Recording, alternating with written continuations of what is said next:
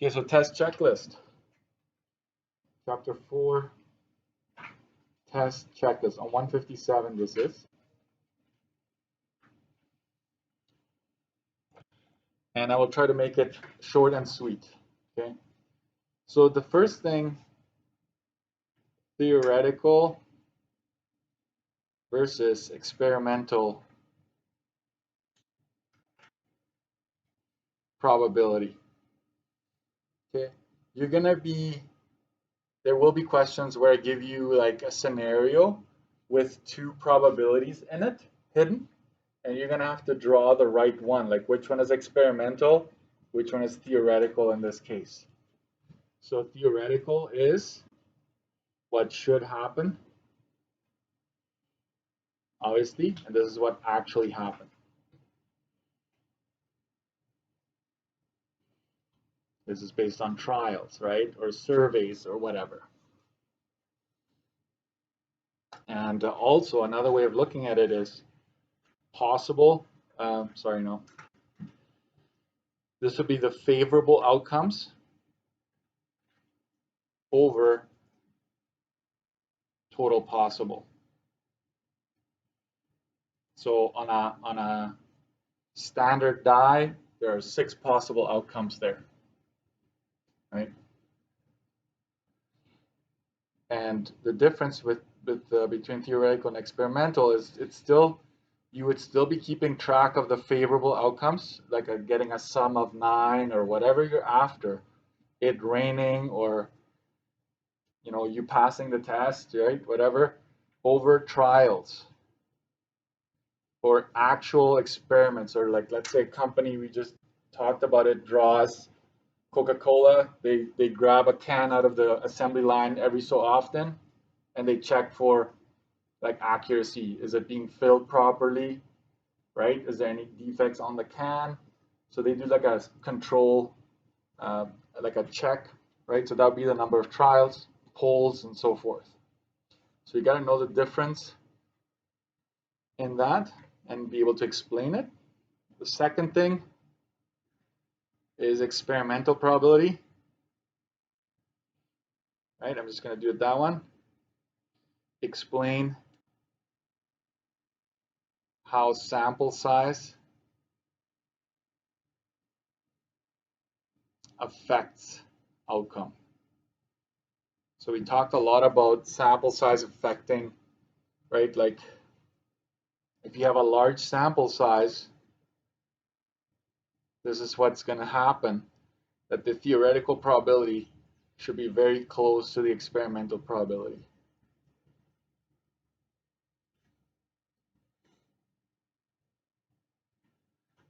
A good sample, we talked, would be between 10 to 25%.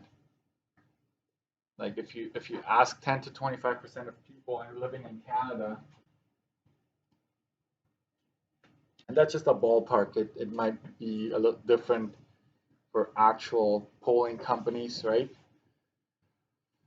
And you're also going to be able to, or should be able to, use probability or odds to make a prediction. So prediction would be probability times large sample.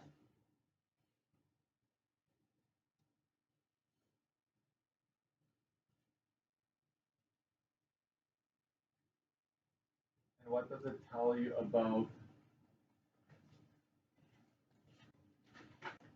I just want to say this.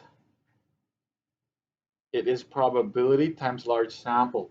So even if I give you odds, listen carefully, if I give you odds, you should be able to convert that to a probability and then make this prediction still. Okay, so this probability, that's the emphasis. 4, we talked about odds, and I will say this, never include the total. Okay, never include the total. You should not, if you see a probability is like 2 out of 10, when you convert it to odds, there should be no 10 anywhere. Okay? So probability to odds.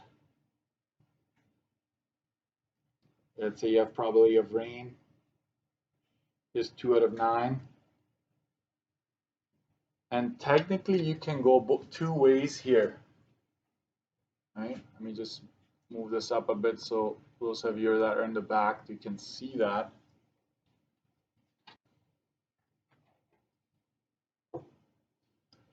If you have the probability of something, you can actually go ahead and write the odds in favor or the odds against.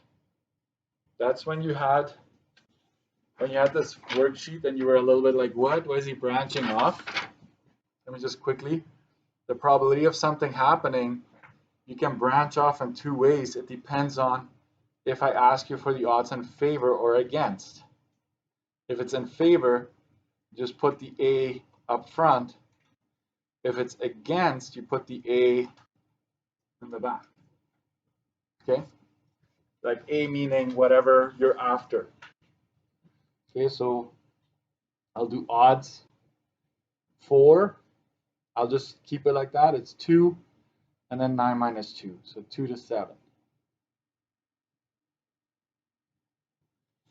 And on the other side, we're going to have odds to probability. So let's say it's the odds of red queen, of drawing a red queen. Let's go to a deck of cards, right? You have 2 red queens, and on the other side you would have 52 minus 2, so it's 2 to 50, right? What if I ask you the probability of red queen? RQ, that's what it says there, believe me. It would be 2 out of, you always add these 2, regardless of what they're asking. If it's a probability, it's 2 plus 52, sorry, 2 plus 50, which is 2 out of 52. Okay.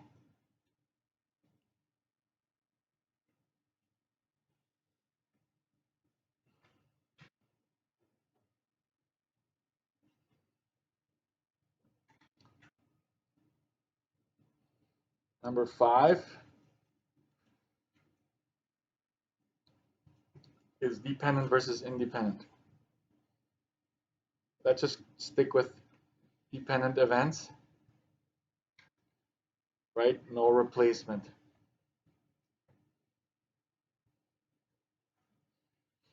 Right? If the question mentions it's not being replaced or not putting it back or anything like that, you need to make sure you know that that's dependent events.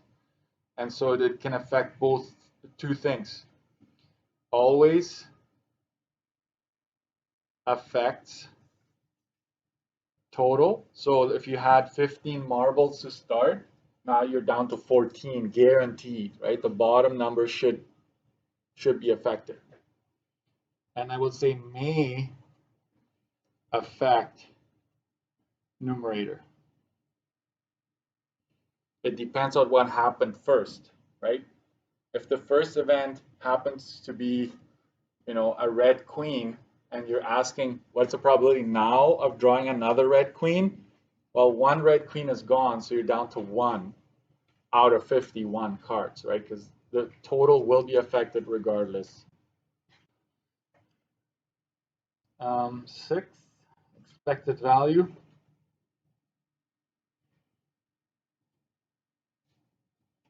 Right? So if the expected value is positive, 0, or negative, right? You obviously are expecting a gain, you break even, or you're losing. So whatever value you find out, if it's a positive value, if it's just like, and it's always dollars, right? It is always dollars. Your answer should be in dollars. So if it ends up positive, you expecting gain in the long run, 0, obviously breaking even, and negative is a loss.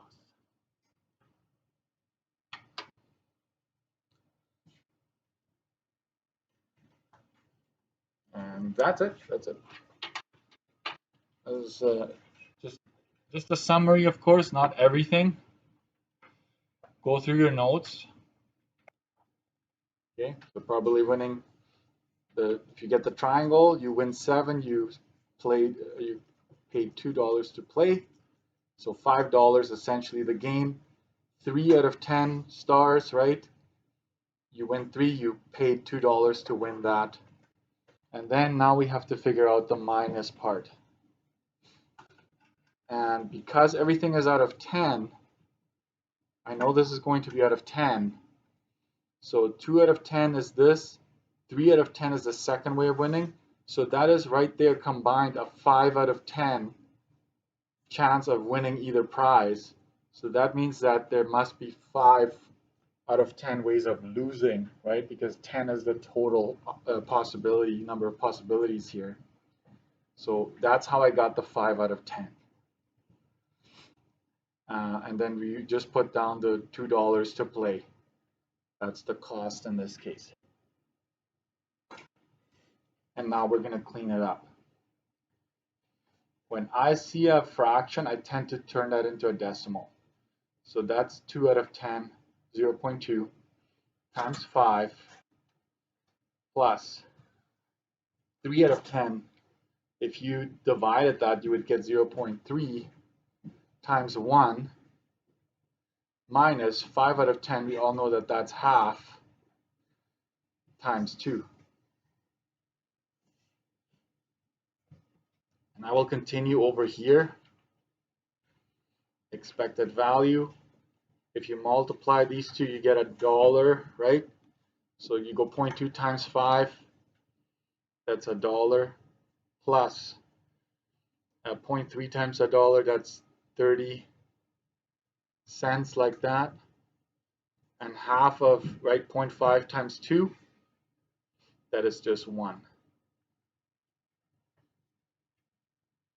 So plus 1 minus 1, that's 0. So your expected value here, if you type this in, you get 0.30 positive.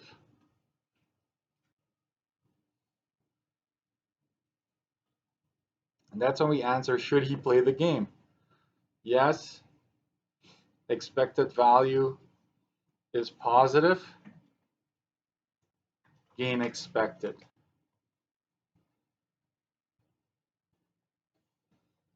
That would be that. Really, what I'm looking for you is to say, like, yes or no, and then mention the expected value being positive, negative, whatever, and that you're expecting a gain in this particular case. Okay. And the rest, just work through that. You have 20 minutes still. Once you're done, work on the study sheet, do whatever you need to do, review your notes for tomorrow. And I will post this answer key online, okay? So the rest of these questions, I will post them online, so that way you can work through this now. I need you to do this on your own.